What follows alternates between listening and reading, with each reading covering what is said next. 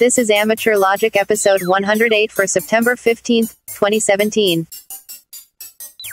This episode of Amateur Logic was brought to you by MFJ, the world leaders in ham radio accessories at MFJ Enterprises.com.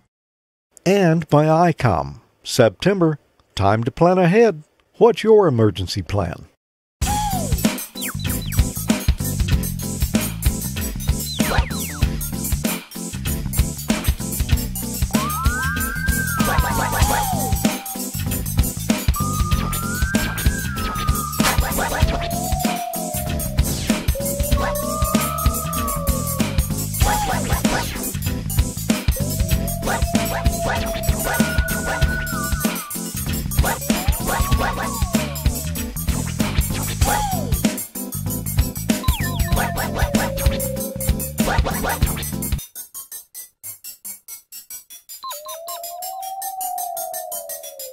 Good evening. Welcome to another episode of Amateur Logic. I'm George. I'm Tommy.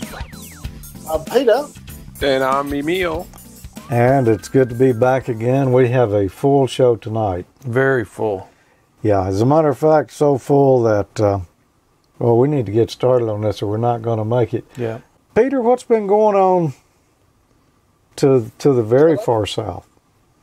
The very far south? Well, I've been playing around a little bit with frequency counters and also playing around a little bit with FT8, which, of course, is Joe Taylor's new mode, a digital mode, and having a lot of fun with that. Okay. Emile, what about down south where you are? Well, besides chipping in on all the nets and everything else we could do down here to help out neighbors to the west and now to the east, I ran across something when I was studying for my extra, and I wondered what it was all about. So I went and did some digging, found it out, and that's what my segment's going to be about.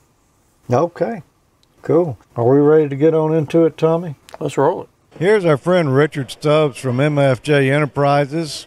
Richard, it's always great to see you again. It's great seeing you again, George. We had a great show here in Huntsville, as we always do, and saw a lot of fun friends and hanging out and talking a lot of stuff. It's been great. So what is new at MFJ? Well, the newest thing we got now, we are the distributor in the U.S. for Messi and Poloni coax, which is made in Italy, as Stefano Messi says, with passion. And this stuff is just super lightweight. It's ultra low loss, and yet it's flexible, and it's got really good making. They have an inner core here that's copper, and then they got this copper sheathing over the top. And we are now selling this through Gigaparts. Gigaparts just took out a big order, and they're going to have it in their stores in Vegas and also in Huntsville, Alabama. We are giving out these full catalogs here that detail the 10 different coaxes that we sell, all the attenuation, the losses, everything you want to know about this coax is featured in this magazine.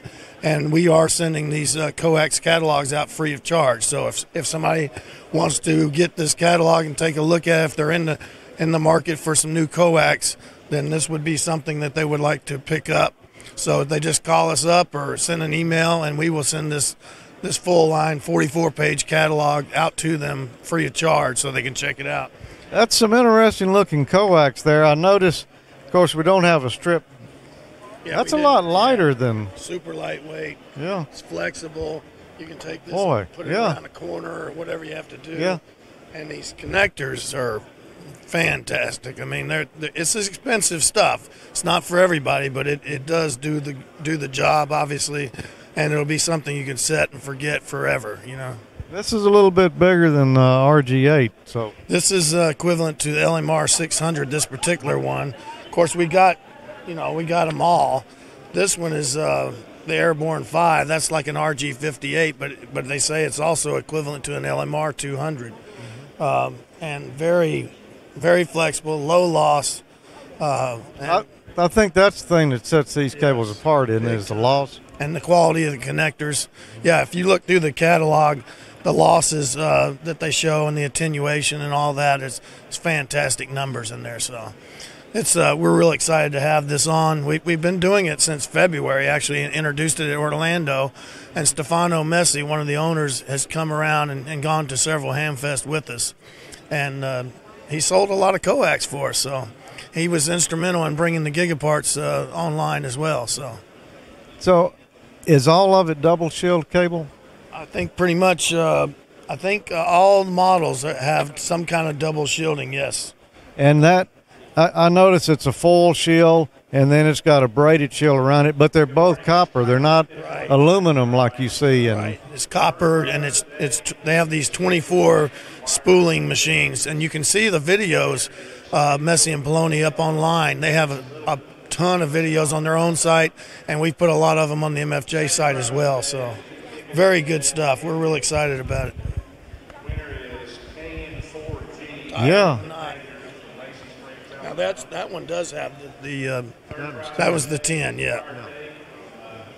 But inside the catalog, they also show a big picture that is showing you the coax and how it's put together with all the different elements. So it's really sharp stuff. And he's gone into a lot of detail in this catalog. Cool. Yeah, I had a friend telling me about this stuff one day and got to saying, I really need to get me some of this. It's Italian, isn't it? Yes. How much coax do you need, George? I probably do need some coax, yeah. You need about 200 feet or so? Or? Is that a convenient length? Yeah. I wish I had the spool here because I'd toss it at you.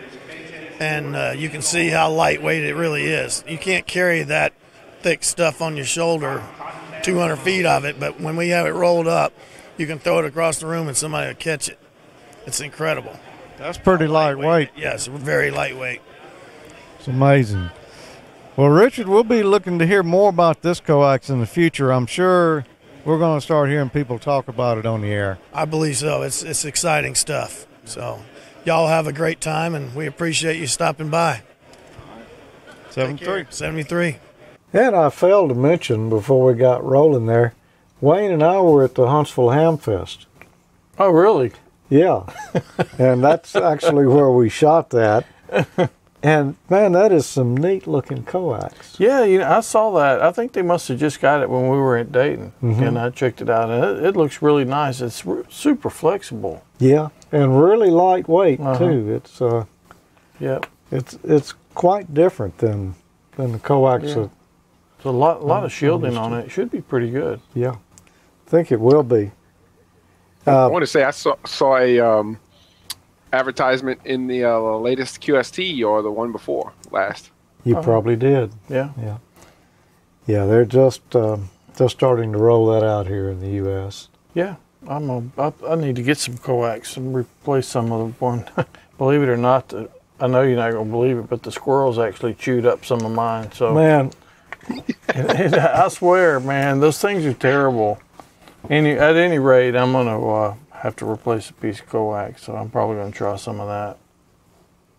They didn't chew up the heliax, did they? They chewed off the insulation off of it. Oh, well, that's not going to hurt. No, it. but there's a piece of coax that was right beside it they chewed too. Oh. They chewed it down to the braid. Okay. Well, yeah, I've had them get a hold of my cable TV coax before and lost internet. Man, those things are just chowing down on the bits. Nice one. Well, I have, believe it or not, Tommy, a hat photo here. What are the odds? Where's the hat been this time? That hat gets around, man. Well, this time the hat has been to New York, and I think it's at the Giants dugout store there. Oh, yeah, it's at the ballpark. Awesome. Giant clearance, 50% off on everything but the hat. The hat was not for sale. Yeah. That's our friend John Baggett, K2 BAG. John's hat really gets around, and we never know where it's going to show up next. It does get around, though. It's really amazing. It's really cool that he thinks about taking those pictures everywhere and sends them in, too. Yeah. Kind of enjoy seeing them. Well, what have you got for us this month, Tommy? Well, you know, we did a shootout with Ray Novak from Icom on the 880 and the new 4100 radio. Well, you remember the little Handi talkies he had here? Yep. They were really cool, so we talked him into letting them leaving them with us so I could play with them. So. Yeah. A few weeks ago, we did a SmackDown with Ray Novak from Icom. He brought a new 4100 D-Star rig, and we used George's 880 D-Star rig, and we had a pretty good time with that. But while Ray was here, like usual, he has some pretty cool toys with him, so he had this set of Handi talkies, and we got to looking at them, and anyway, we convinced him to leave them with me for a few weeks so I could play around with them. They're not really ham radio, but they're really pretty amazing. I'm kind of fascinated by them myself, and I thought maybe some of you guys may be too. These radios are the Icom IP100H, and the IP means their internet protocol, just like you would think. There's no license required for these, and with the right setup, you can talk around the world with them with no problem. They work over your Wi-Fi network. So again, there's no license required. They're pretty amazing.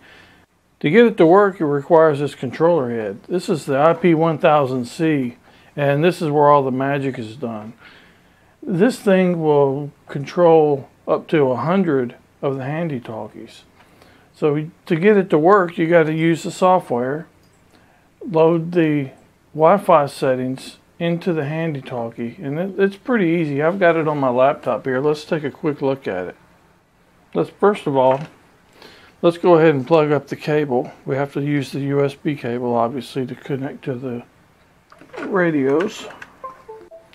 And I heard it get picked up, and I'll go ahead and load up the software. And let's hook one of them up to the radio. Just like the ID51, just plug it into the data jack on the back, turn the radio on. Each one of these radios requires a unique ID, just a number, you know, number 1, 2, 3, so on, just so they have some type of an ID. And let's go in here. I've got my LANs set up. There's my SSID for my Wi-Fi access point here. And I've got my security put in, and we're using DHCP. If you had static address, you could put that information in there. And then we've got a provisioning server. That's this, the IP100C, the control unit. And I went ahead and I set it to an IP address that's on my subnet mask here and saved it to there. And when we reboot the radio, it'll come up, log into my Wi-Fi, show up as a device on my network. As long as this thing is on, then the radios can find each other. One thing you see is this is transmitter number 1. If I load the other one up, it's going to be transmitter number 2. So if I turn this on, they all log into my Wi-Fi, both of them do. But let's go ahead and do that. It says connecting. I'm not sure if you can see that, but trust me, it does.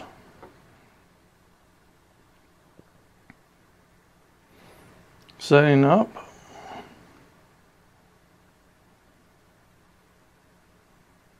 And it takes a few seconds. It's looking for this controller here is what it's doing, but it's not going to find it because for this demonstration, I left the network cable unplugged. Okay, it says it failed, and that's why. Okay, let's test them.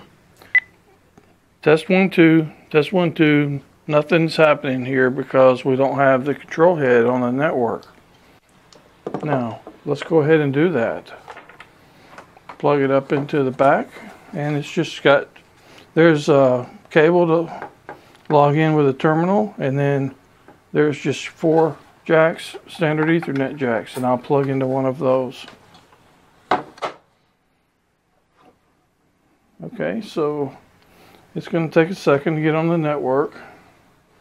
Okay, it's on the network. You can see I've got power, voice over IP, and LAN. I did not turn these radios off and back on. I just left them on. Now that this is on, test 1, 2. Test 1, 2. and you can see that they're on.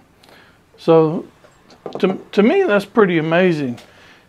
The thing has the ability to send messages. So if you've got predefined messages, you can send those. You can set up a group and send it to a certain group of people.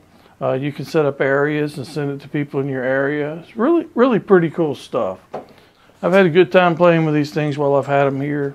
And like I said, I thought maybe some of you guys might be interested in just kind of seeing what's out there. It's not ham radio, but still really cool stuff. So anyway, 73, and we'll catch you next time. That was pretty neat. I like those. Yeah, they were cool. They're not ham radio things, but I thought they were fascinating how they worked.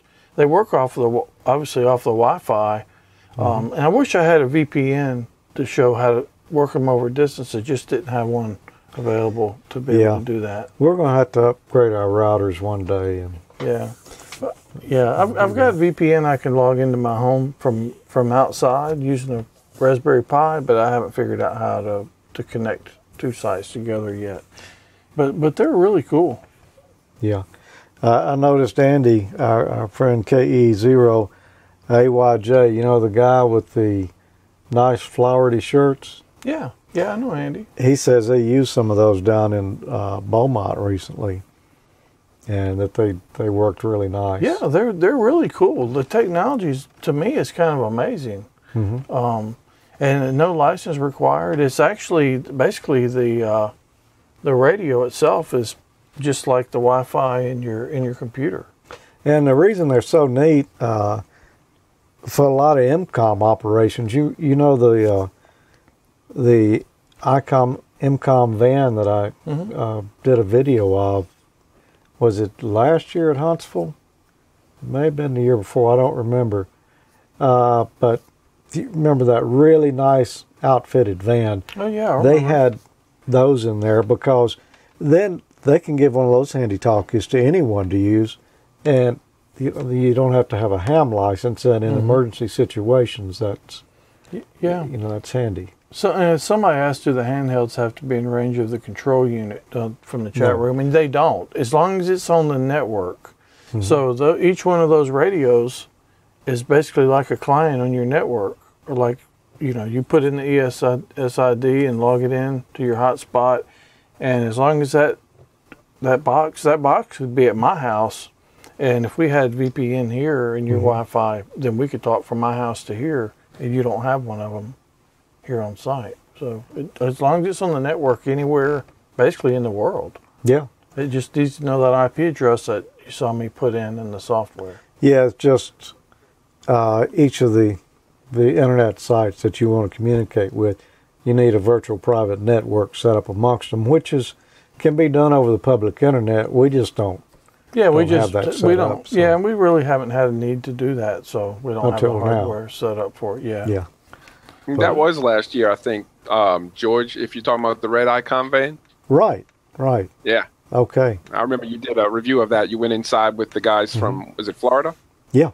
And I imagine that van is somewhere in Florida tonight, hunkered down. It'll be rolling here soon. No doubt. So, great idea there. I was glad Ray left those down here for a little while where we could play with them. Yeah, it was fun. It was neat stuff, kind of something a little bit different, but still kind of radio. It was radio related.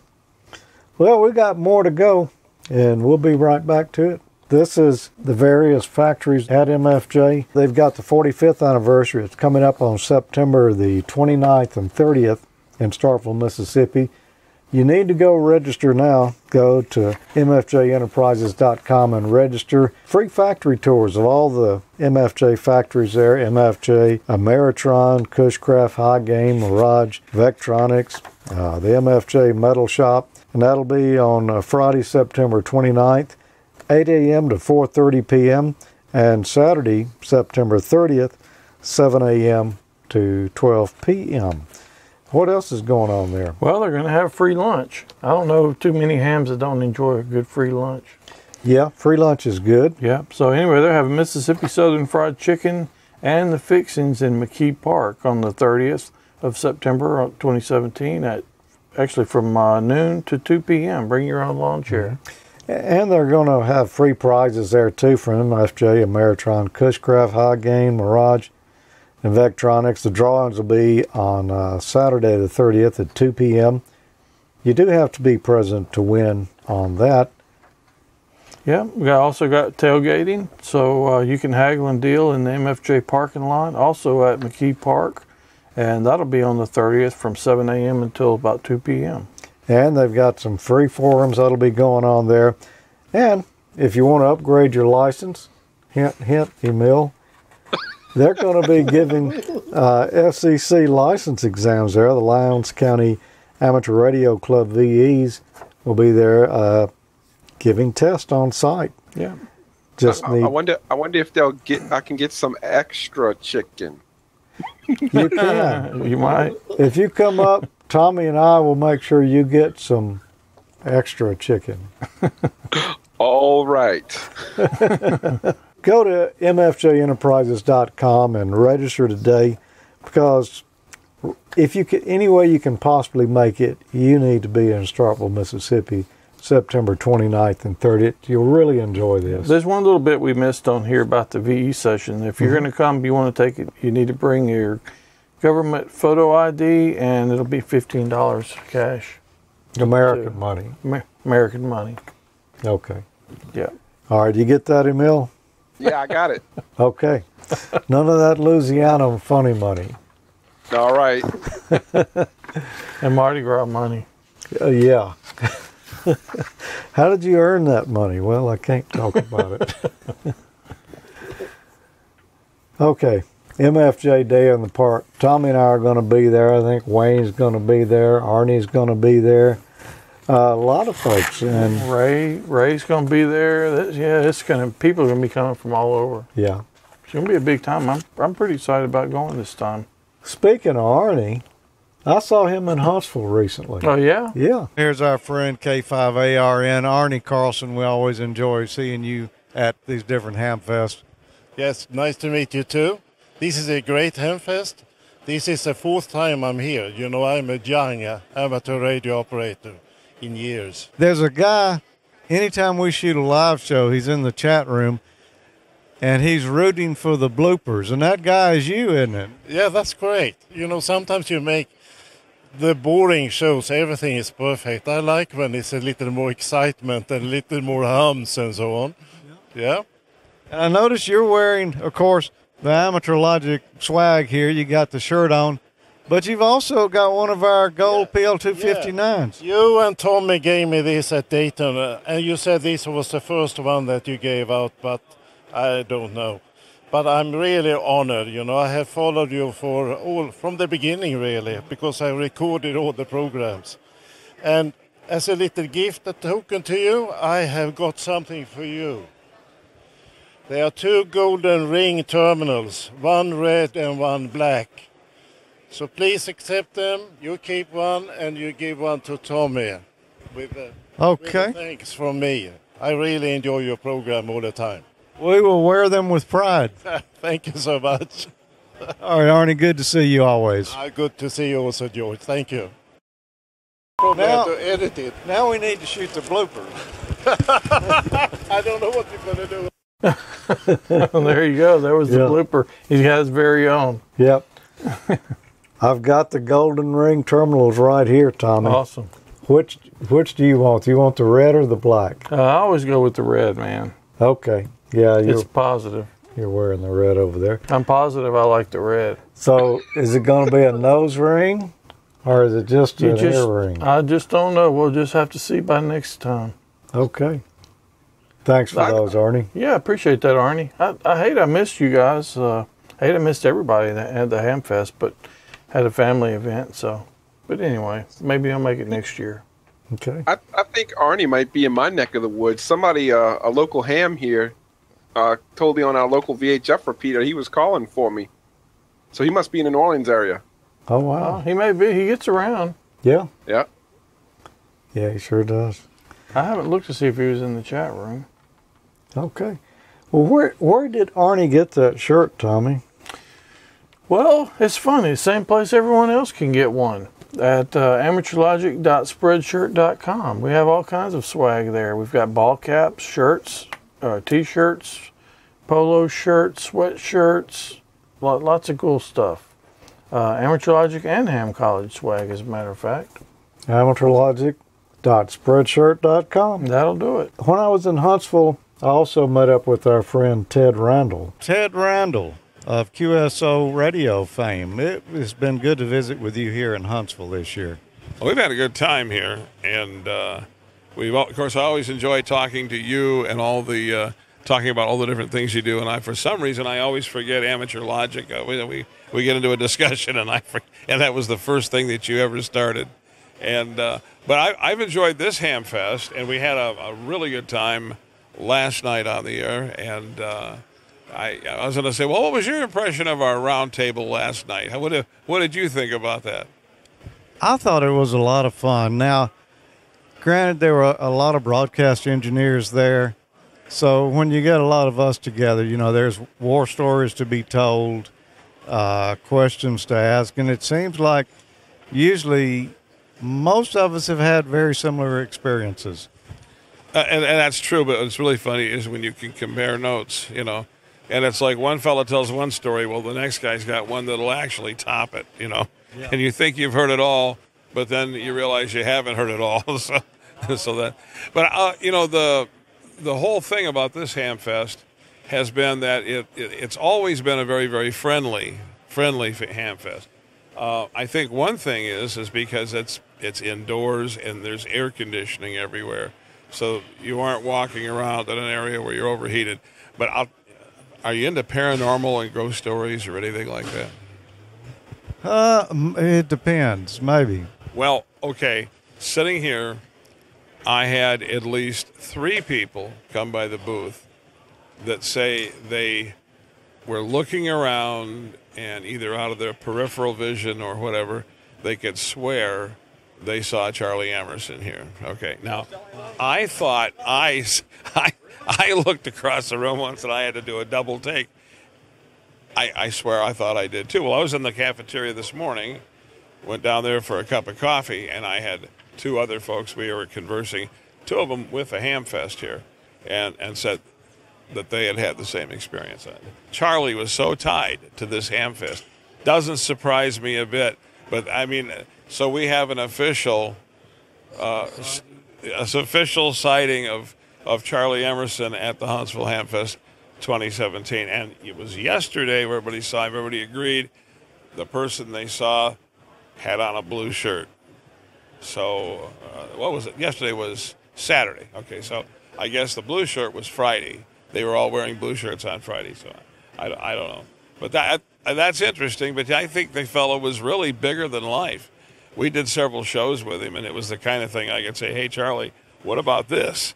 and he'd go for 15 minutes, talking, but hold you right there. And it wasn't the kind of thing where, like myself, when I get to talking, people are thinking, when is he going to shut up?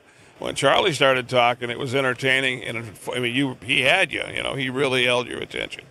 Charlie, for those who didn't know him, N4OKL, is that is called something? Charlie was the chairman of the Huntsville Hamfest here for many years and really was institutional in getting it set up or running as smooth as it does. Charlie is here whether he was cited or not, and I've got to commend everyone this year. They kept up the tradition from everything I can see.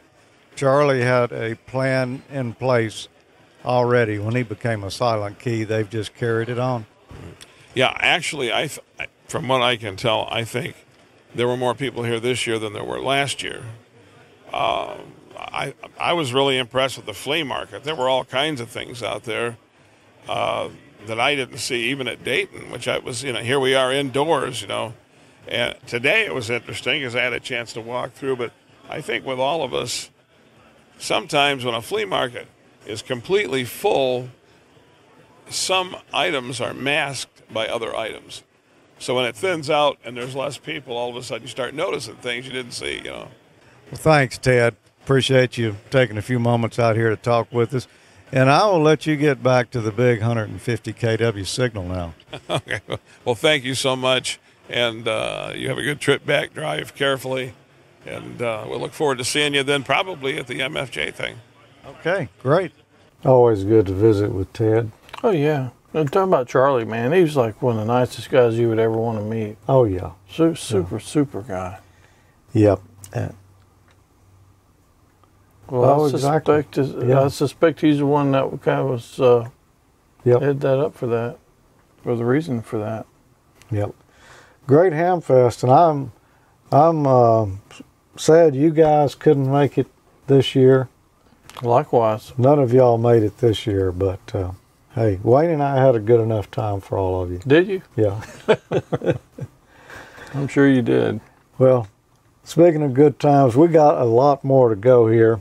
So we'll be back in just a second. Don't go away, because we're going to tell you how you might win this radio.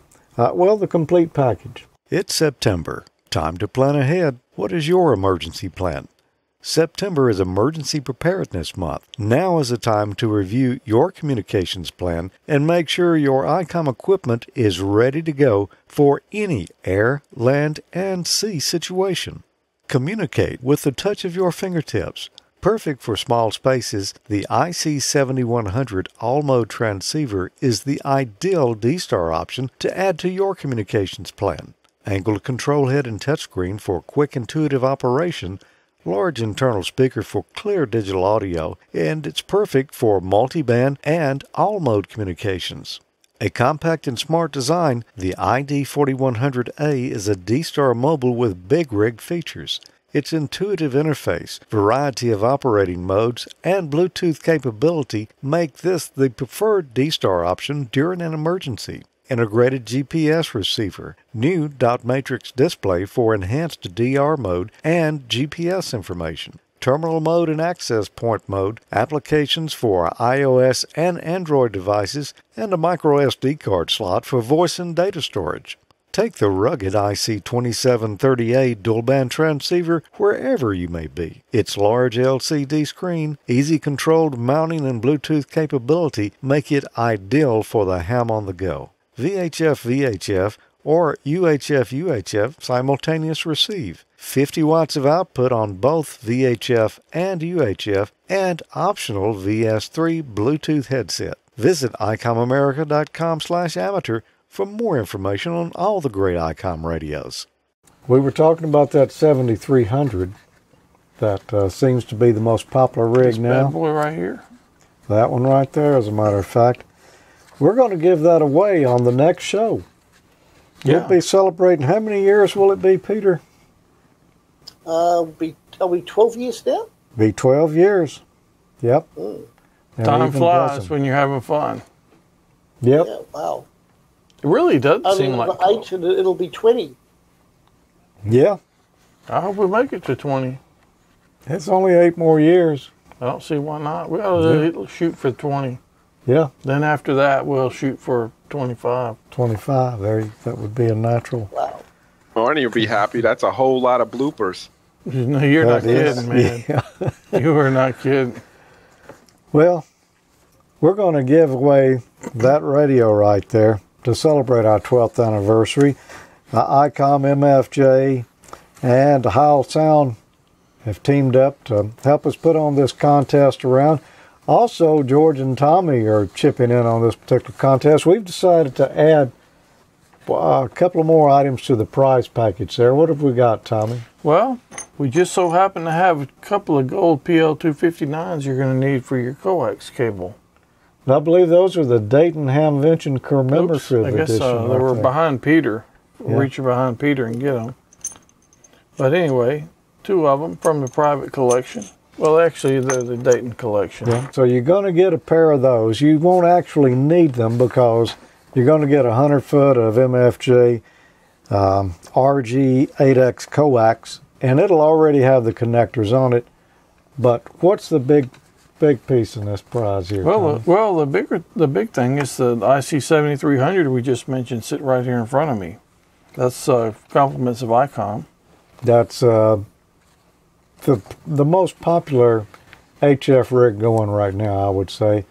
It's a software-defined radio, but it operates like a traditional HF rig. Yeah, I had one at the house and played with it. I almost cried when I had to send it back. Yeah. It was, it's a nice radio. I think this is probably, like you said, it's probably the hottest one on the market at the moment. Yeah. For what you get, you can't beat it. I believe it really is. They knocked it out of the park with that one. You're going to need some things to go with that. You're going to need a power supply, and we've got the MFJ 4230 MVP. It's a 12-volt, 30-amp power supply. Very compact in size. This is actually mine right here. I use for field day or anytime I just need a loose 12-volt power supply around the shack here. On top of that, we've got we've got a Heil ProSet IC specifically tailored for Icom radios. Yep. And thanks to Bob and everyone over at Heil Sound for contributing these, specifically made for Icom rigs. Yeah. You're going to need an antenna, and we've got the MFJ 1835 5-band cobweb antenna, and you have used I did use it on field day, and it worked fantastic. Yeah. And it's so compact. It's super light. It's really nice. I'm actually considering putting one up at home. It is a very nice antenna for 20 meters and up. And they're working on a version that'll be 40 meters and up. But it gets a little bigger for 40 meters naturally. That and, of course, the coax. So complete HF setup there. Thanks Icom, MFJ Enterprises, Heil Sound for making that possible. To qualify, well, we've got a few qualification rules here, same as we do in all our contests. You must be a licensed U.S. or Canadian amateur radio operator with a U.S. or Canadian shipping address. Only one entry per contestant. Sending more than one entry will disqualify the applicant, so please don't spam the entry account because that's only going to hurt your chances. And the winner will be responsible for any taxes that may be incurred. And the winner agrees to the use of his or her call sign and name in promotional and news items related to the contest. And contestants must not be an employee of AmateurLogic, Icom, or MFJ Enterprises, or Heil Sound. Or Heil Sound, or affiliates. Boo! Hiss. Sorry, Emile, Peter. Y'all can't win, but we wouldn't have drawn your name anyway. No, somebody's going to win though. How can they enter, Tommy? Well, you can send an email to contest2017@AmateurLogic.TV. Put your call sign in the subject line. Include your name, call sign, class of license, and address in the email message. And submissions have got to be made between August the 16th of 2017 and Wednesday, October the 11th, 2017. That means you got 1 month. So go register today if you haven't already. And how will we select a winner? Well, the contest winner will be selected by a random number from the entries received. The winner will be announced on the October the 15th episode of AmateurLogic.TV. And of course, the live stream, we'll see it a few days before that. Yeah. And of course, if we determine that for some reason the winning entry doesn't meet the qualification requirements, we'll choose another winner by the same method. Now, you can get the contest rules and all the information. It's posted at AmateurLogic.TV/contest. Go over there, check out everything, make sure that you've completed your entry correctly. And when you send in your entry, you will get an auto reply from the contest system there telling you that, we received your entry. Yeah, so if for some reason you don't get the auto reply saying that your submission was accepted or received by us, then check your spam account. Sometimes your spam filter will pick it up. And if you look and you don't find it, let one of us know, and we'll be glad to look for you and see. Yeah. All right. So AmateurLogic.TV/contest. Go there, check it out, and register to win. I'm in the Icom booth with Will Diane here. What is your title now with Icom, Will? Well, my official title is Amateur Sales Representative. So I handle all of our independent dealer accounts. That's folks like Gigaparts, DX Engineering, R&L Electronics, Associated Radio, Radio City, Universal Radio. Sorry if I've missed anybody. Main Trading Company in Texas as well. So I work with those guys and then travel around a little bit here and there doing shows like the Huntsville Hamfest where we are today. And I'm based out of good old Atlanta, Georgia on the East Coast. So it's an easy city to travel from, so it makes it easy to get out and see the sights and sounds and meet all the ham radio folks at shows around the country. So how many Hamfests a year? Ooh, probably somewhere in the neighborhood of 10 or so. 10, 15, something like that. Still liking it? Oh, yeah. Oh, yeah, it's a fun gig. You know, it's working in a hobby that you enjoy and appreciate is as much as anybody can ask for. Yeah. That's really good. Well, I'm just going to ask you one sales question here. All right. What do you sell the most of these days? Well, these days, George, as you can probably guess, it's all about the 7300. That is the hot radio right now. It's generated a lot of excitement, and I've yet to meet anybody who has a bad word to say about it.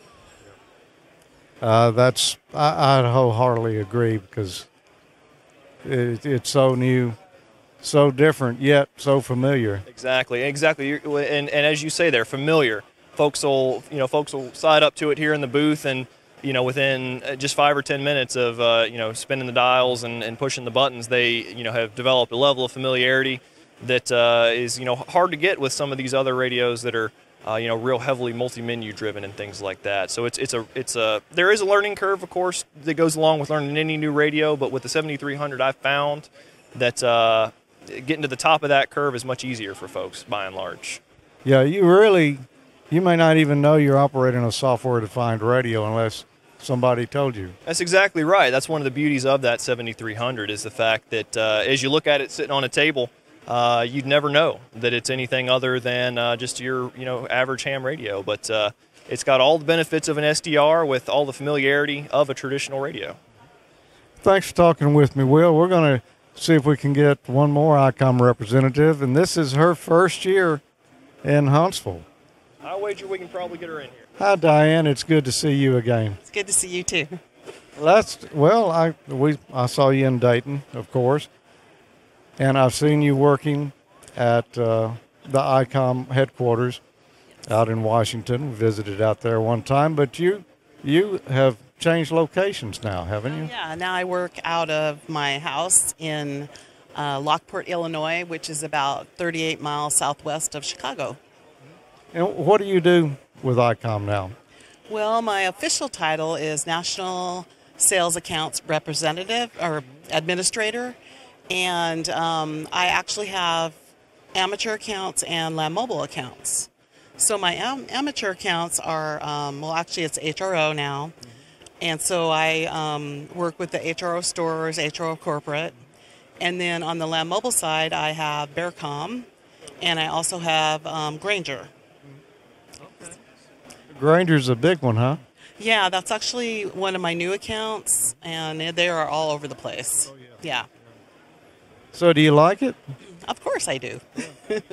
So do you get your hands on the radio some now? I've started to. At my house, I am actually waiting for a antenna to come, and so I have a few radios that I'm going to set up and start working on, and also I will have a kit to go out to local Hamfests. So I'm actually going to be at the Peoria Hamfest, and that's a small one in my neighborhood. Okay, cool. What do you think about Huntsville? This is your first year here, right? Yeah, it is. Actually, I really enjoyed it. It's one of the smaller Hamfests as far as I can tell. And it was really busy in the booth yesterday, and that makes it a lot more enjoyable for Icom. It's probably one of the smaller ones that Icom and the major radio manufacturers exhibit at, but actually it's one of the bigger ones in the country. Especially in the South. Okay. It is real friendly, though. A lot laid back from Dayton. Right. The people here are really enjoyable to talk to, and they've only had good things to say. So what do you think is the best-selling amateur rig now? Well, like Will said, of course, it's a 7300. Yeah. I've actually had a lot of inquiries about the ID 4100A, which is our new dual-band mobile. Yeah. Well, good to talk with you, Diane, and welcome to the South. And, we'll look forward to seeing you. Well, it'll probably be Dayton again. Okay. Well, it's good to see you, George. 7-3. Okay, 73. Thanks. Well, Ray, I've talked to these other two Icom representatives here today, and you brought a crew with you, or actually you met them here because now you're all based in different locations around the country. Yes, sir, we are. With me being out of the Dallas-Fort Worth area, Will out of Atlanta, and Diane out of the Chicagoland area, it's got to spread out quite a bit.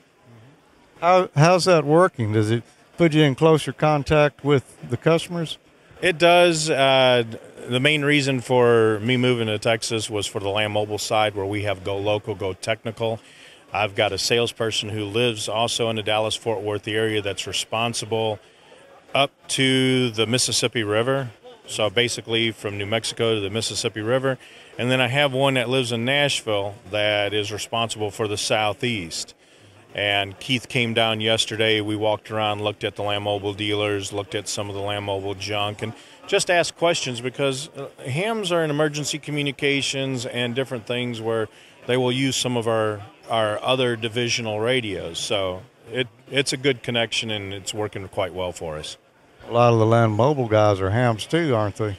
Quite a few of them. It's been interesting, and it's really a small world. So I asked Will and I asked Diane what was the most popular radio right now. So I'm not going to ask you that because I think everybody's wanting to know. When are we going to see the 7610?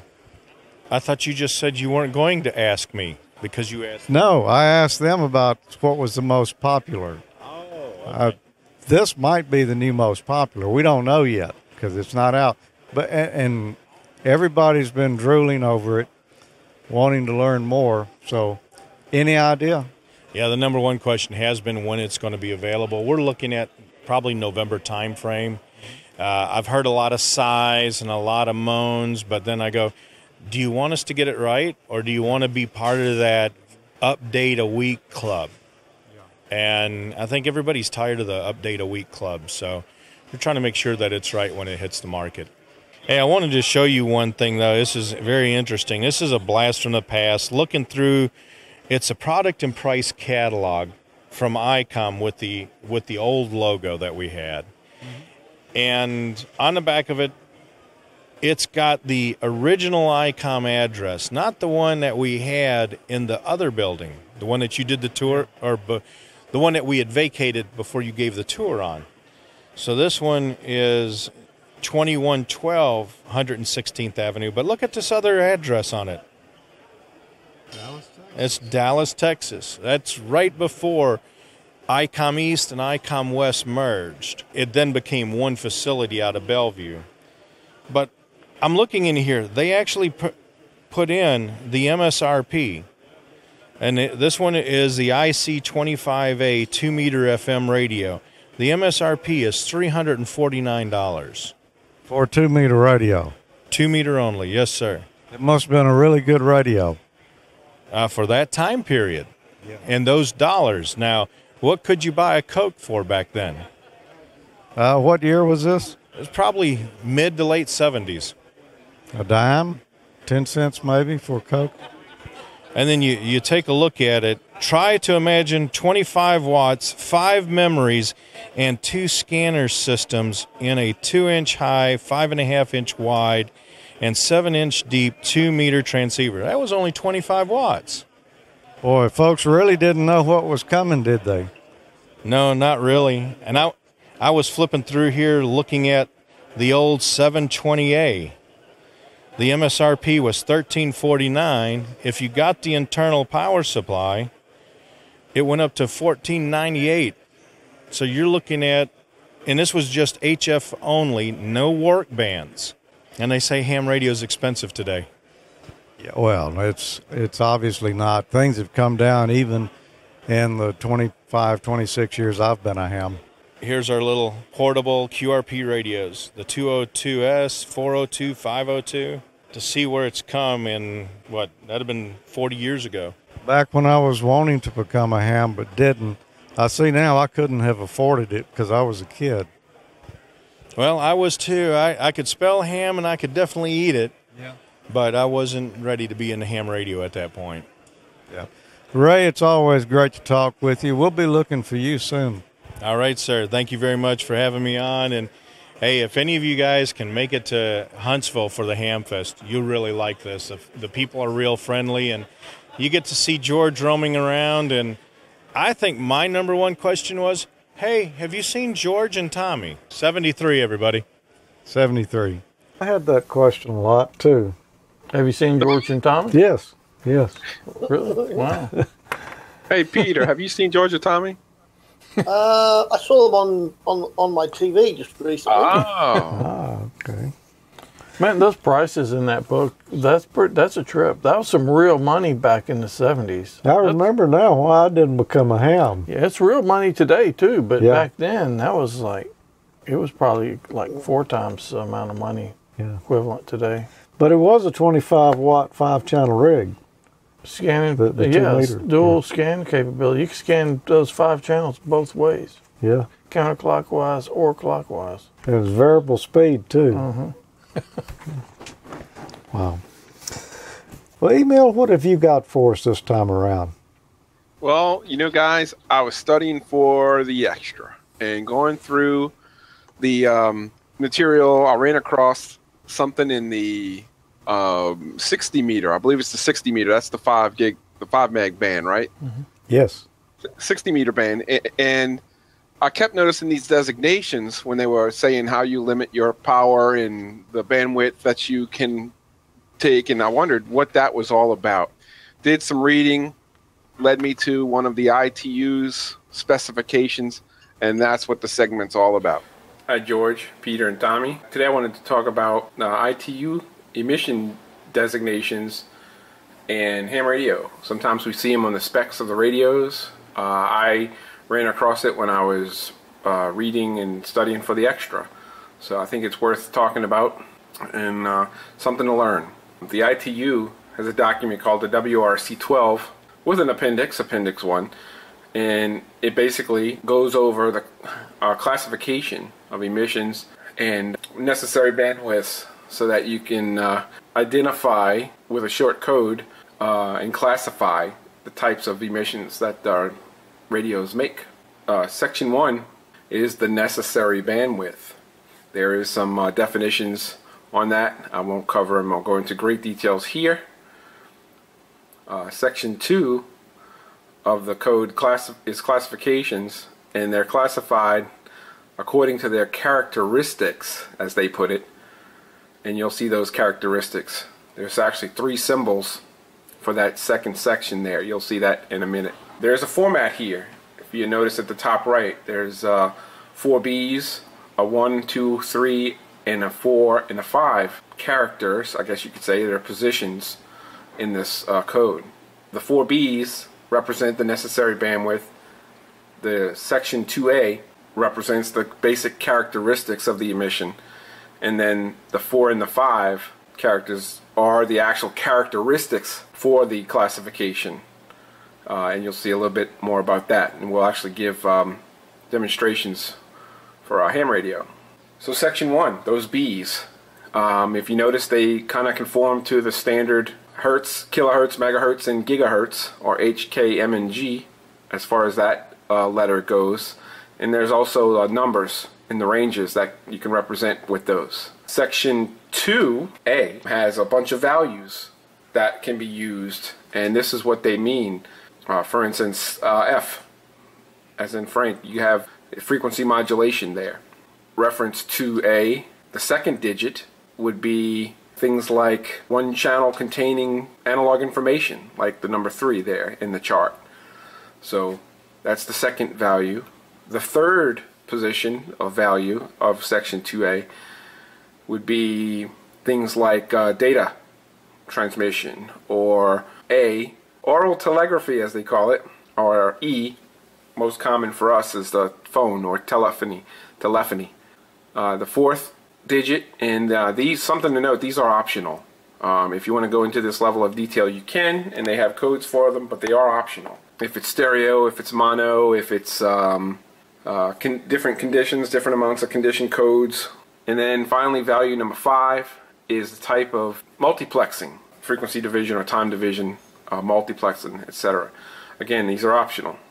Some common ham methods here. F3E, Foxtrot 3 Echo. This is a standard FM emission type from most of our radios, like when we're working simplex or inputs into the repeater here. It's frequency modulation, the F, and then the 3 is one channel containing analog information like our voice, and then E, which is telephony or voice. That's the type. So F3E would be the common type of transmission that we all use on 2 meters, 440 for FM. It's J3E, which is, the J is a single sideband with a suppressed carrier, LSB and USB on our rigs, right? The number 3, again, is one channel containing analog information, and E is telephony, voice.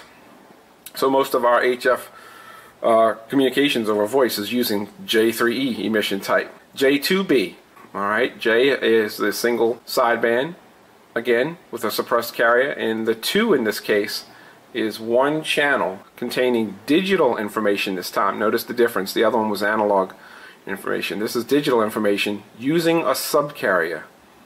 And then B says electronic telegraphy intended to be decoded by machine. Us using, let's say, Ham Radio Deluxe or you know, using some of the digital modes that are out there over HF or sideband. And another example is over here to the right, A1A, Alpha 1 Alpha. You have double sideband amplitude modulation, or AM, and then you have the number 1. One channel containing digital information with no subcarrier. And then finally there's A, again, oral telegraphy intended to be decoded by ear this time instead of by machine, like down here. So this is much nerdier way of saying CW. Not so common ham radio examples.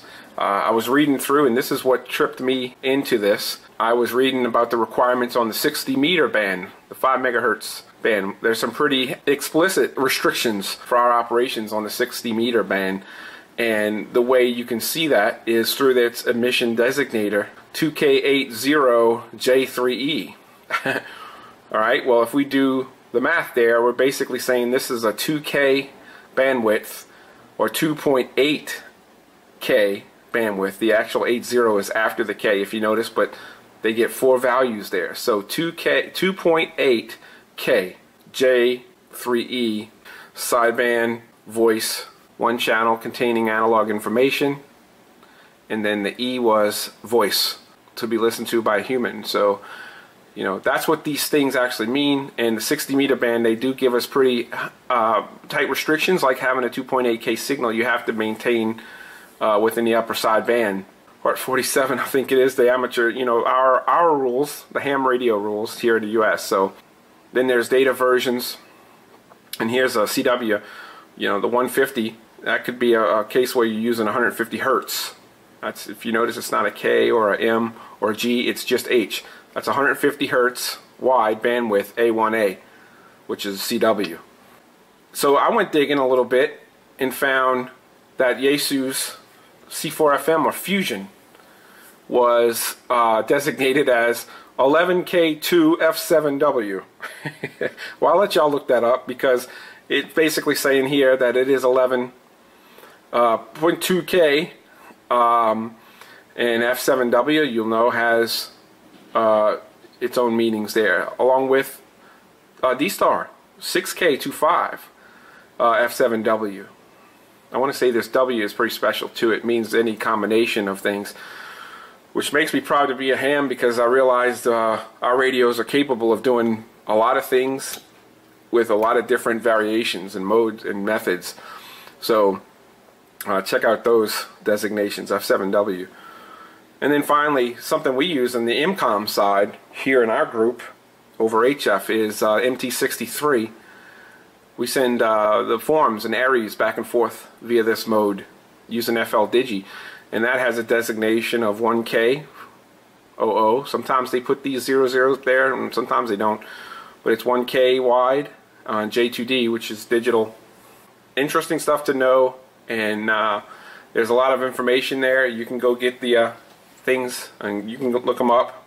There's even a site dedicated to looking up these things, and of course the ITU presents their standard for it, as well as Part 97. So now we'll go into a little bit of a demonstration of each one of these from a ham radio perspective. As you can see here, this is a normal FM emission type. I do have the wide FM selected, and it's just a communication sent to a local repeater. KE5QKR. And here's a not so common transmission with the D-Star. As far as its emission type, you'll see it's one of the non-common, or not so common, the known, I should say, emission types. KE5QKR.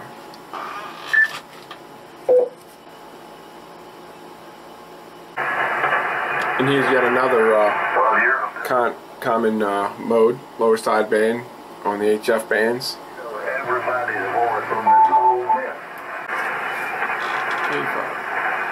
KE5QKR.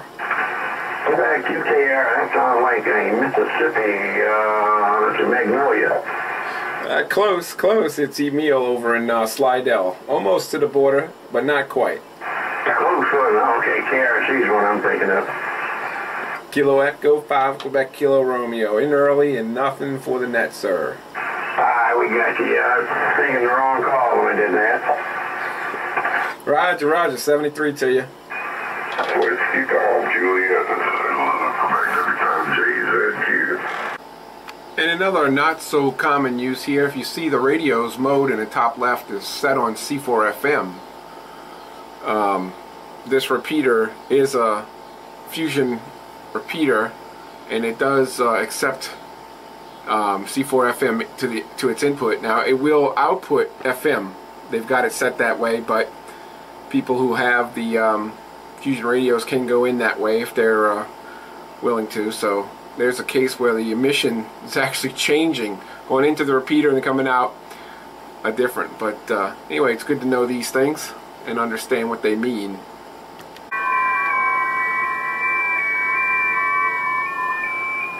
Well, I'm pretty sure we're all familiar with some of the lower speed modes and HF modes as far as digital carriers go. We've heard that before, but they all have their own designations as subcarrier or data on a subcarrier of a particular mode, in this case upper sideband. So knowing what those codes mean and what that equates to on the bands is, again, it's good information to know and understand.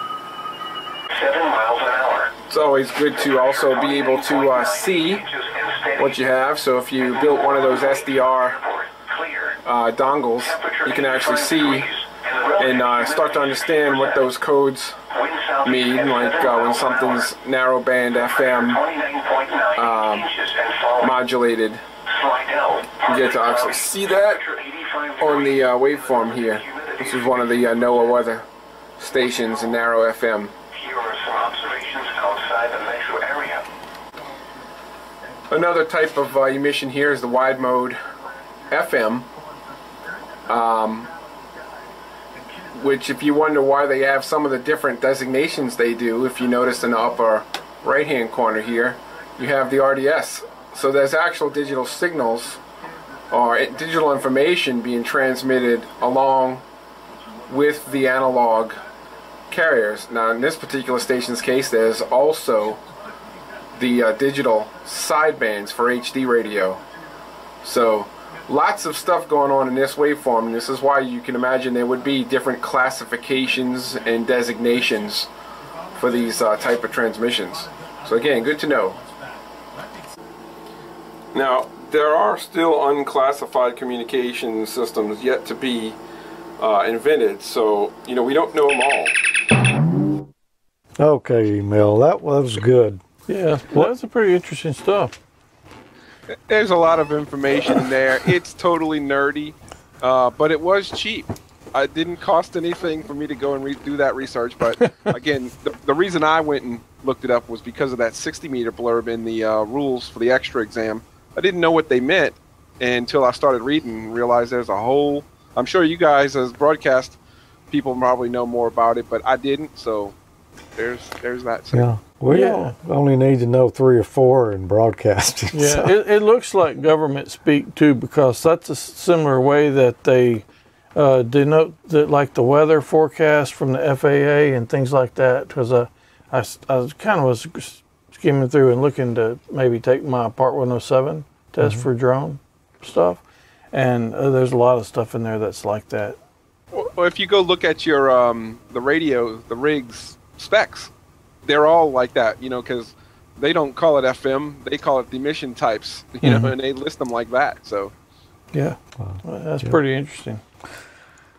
Well, I've got another interview here. This one I did when I was in Huntsville here this past month. I'm here with Rich Moseson, the editor of CQ Magazine. Good to see you again. How have you been? Oh, I've been great. It's fun to be here. Always enjoy doing shows, and but looking forward to get back home too. So I can understand that. Well, what's been going on at CQ Magazine in the last year or so? Well, it's an interesting time to be in the publishing business. Have some difficult moments, but we're getting through, and we're plugging along.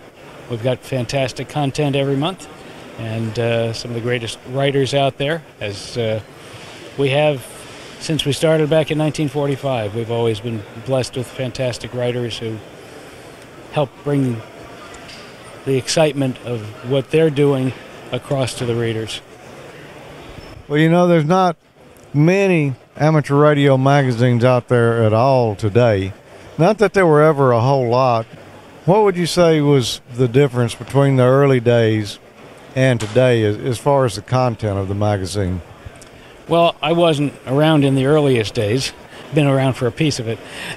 What's different is what's the same, because what we've always done is try to key in on what is of greatest interest to the ham community and focus on that. We've always had a focus on operating and on fun part of ham radio, and that doesn't mean that we've ever shied away from the technical part of things. It's just the technical stuff that we do is practical.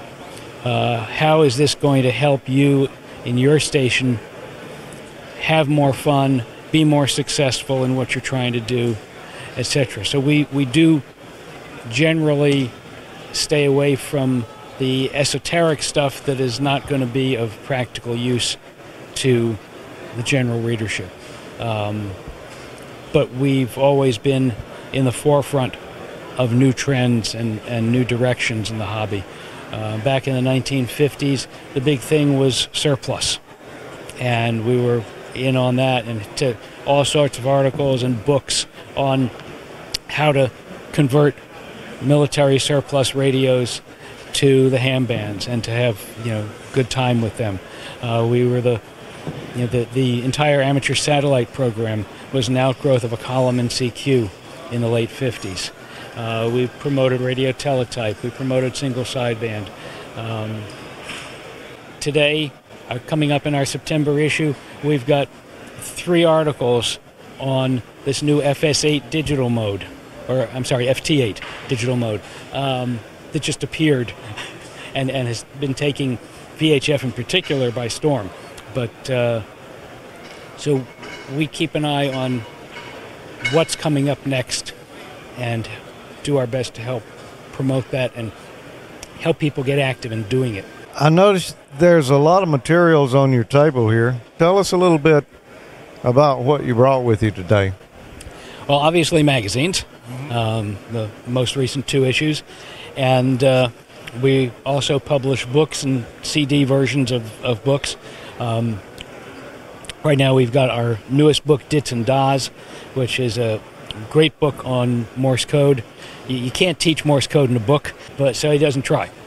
The author, who is a longtime broadcast journalist, has managed to compact a lot of information into a very small amount of space, which is what broadcast journalists are taught to do. And he's got lots of stuff in there for the beginner, the neophyte who's just starting to learn the code, or someone who's learned it and is trying to get their speed up, with all sorts of references on where to go for online or audio instruction. A lot of different resources out there, and he has links to all of those. For the person who's getting on the air with code early on, a lot of all the different abbreviations and pro signs that are commonly used that you don't get taught when you're just learning the code.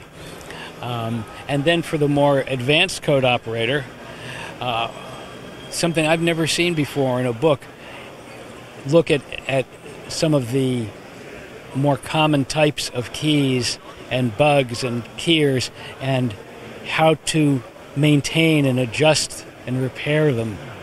And you don't see that anywhere. And all of this in this little book. So it's fantastic. Sounds like a great resource.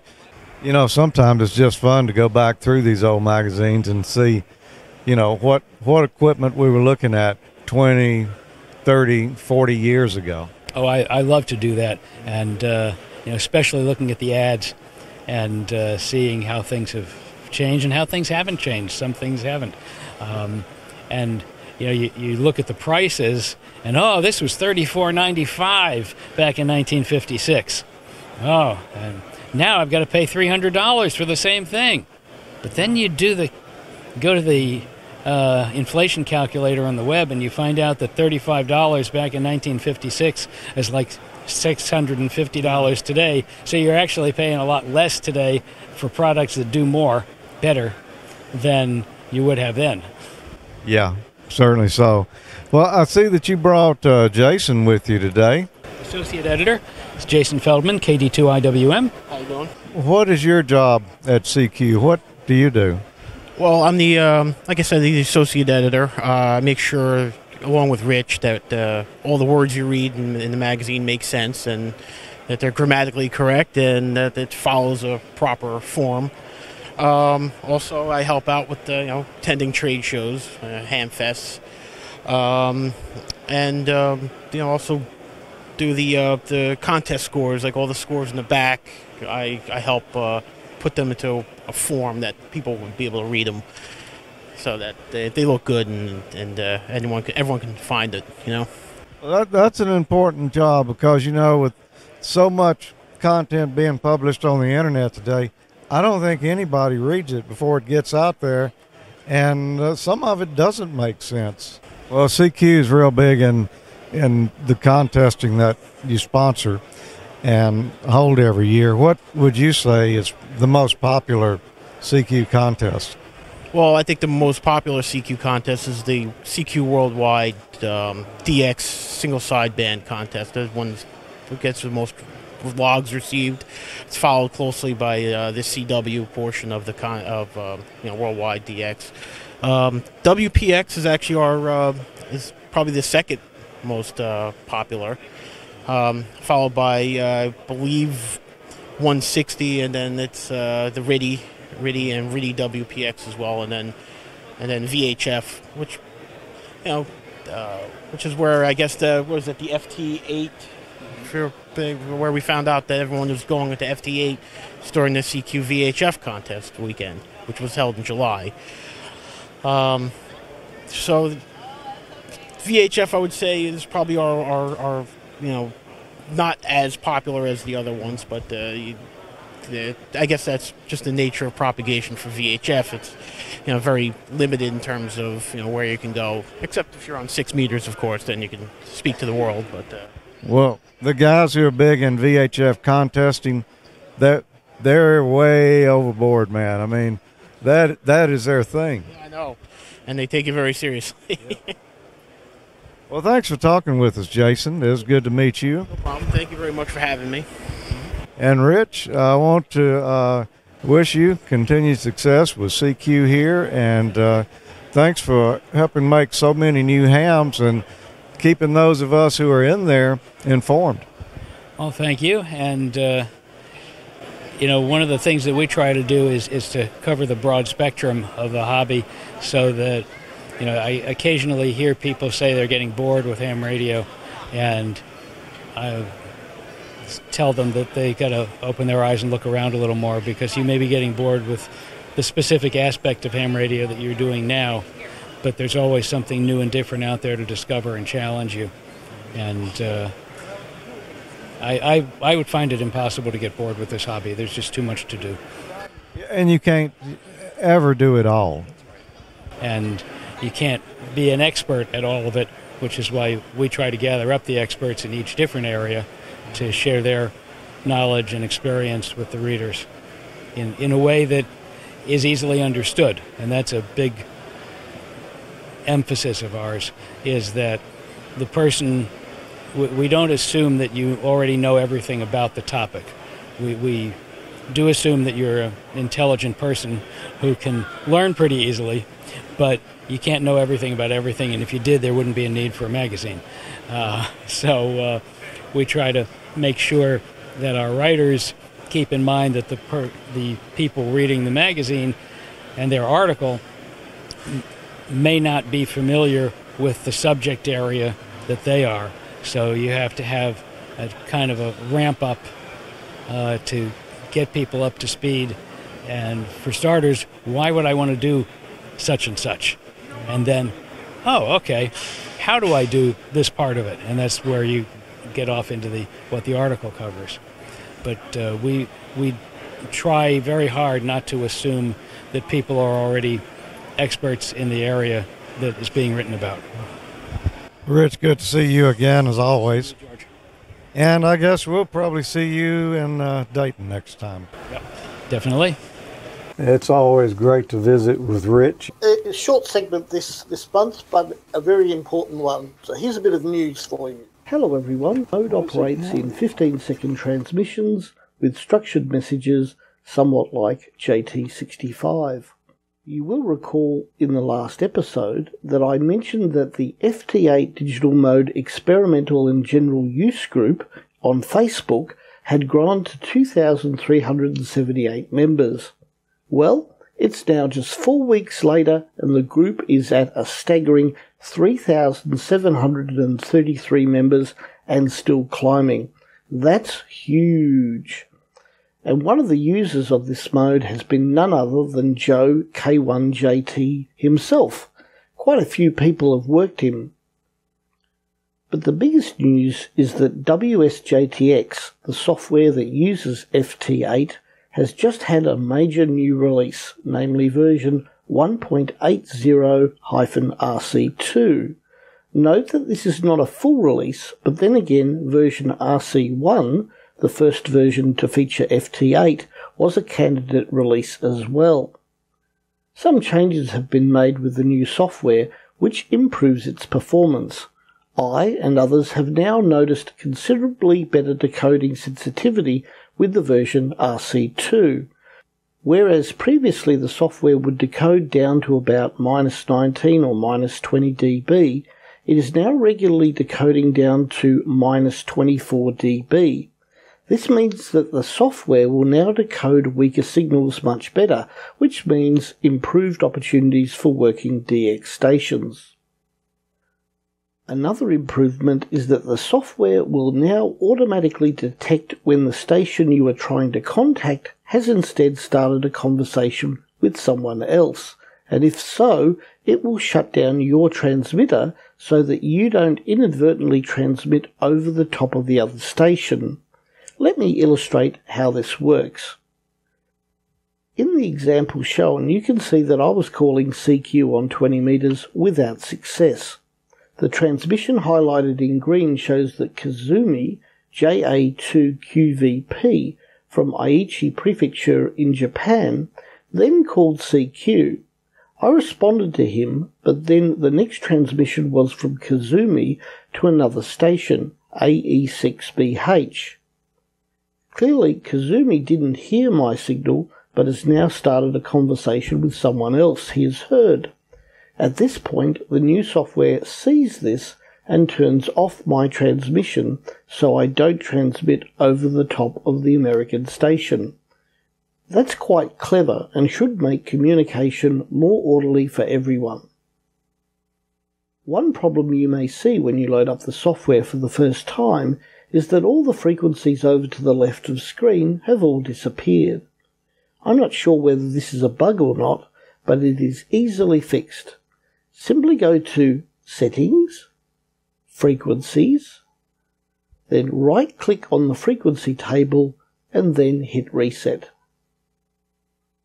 Also, for Windows users, remember that timing is critical when using FT8. So if you're having trouble decoding stations, make sure your system clock is synchronized with the time server.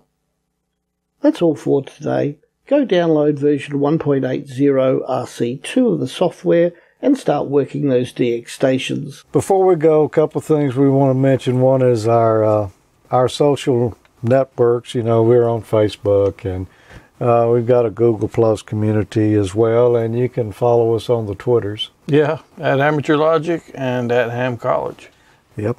Go over there, join in. Always a good time going on. And we look over that stuff and, see what people have got to say and get a lot of ideas out of there. Oh, yeah. Yeah. Also, we want to mention our wiki, the show notes. If you're interested, AmateurLogic.TV/wiki. Our friend Dan Van Evenhoven in 9LVS puts that together for us every month. Yeah, he's been doing that a long time. Really appreciate the hard work on that, Dan. We do. Thanks for being here, everyone. Tommy and I will be back at the end of the month for the next episode of Ham College. We're studying for the General Amateur Radio test right now, and we've just barely scratched the surface on that. We got a lot to go yet. It's a lot more intense than the tech stuff. Yeah, quite a bit more than the tech stuff. So join us at the end of the month for that, and we'll be back around the 15th of next month, and we're going to give away this radio package here, the 7300, the MFJ power supply antenna and coax, the Howell ProSet IC, and of course the pair of faux gold PL259s. Faux gold. Yep. AmateurLogic.TV/contest. These are great to wear around your neck like you saw Arnie do. Yeah. But what are we going to do with these? We haven't decided on our little terminals here yet. But I didn't even know they made these with the gold or faux gold. Yeah. They do. Well, I see that. And now we've got a pair. Well, now I've got pretty much everything. All right. Any final words before we go, Tommy? No, appreciate you guys joining us, and we will see you next time. Okay. Peter? Yep. Just download the new version of FT8, particularly if you're using release RC1 at the moment. It's very important that you update to RC2, and you'll see greatly improved results. Okay. Emile? Well, just as all seriousness here, I'm about to go switch over to see what's on HF, just like you guys were saying. So God bless everybody in Florida. You're going to need it. Yep. Yep. Ditto from everybody in Australia, too. Yep. All right. Well, 7-3, everyone. We'll see you again soon. Thanks for being here. 73. 73. 73s. 7-3.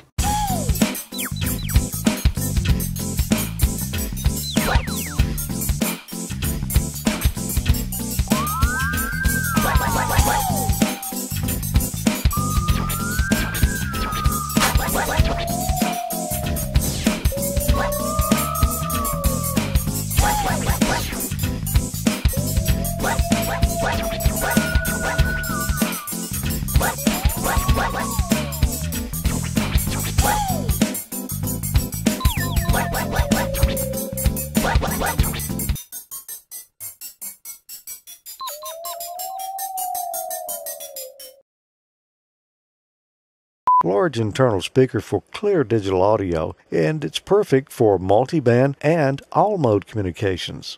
A compact and smart design, the ID4100A is a D-Star mobile with... No, now what? Now I'm trying to figure out how to...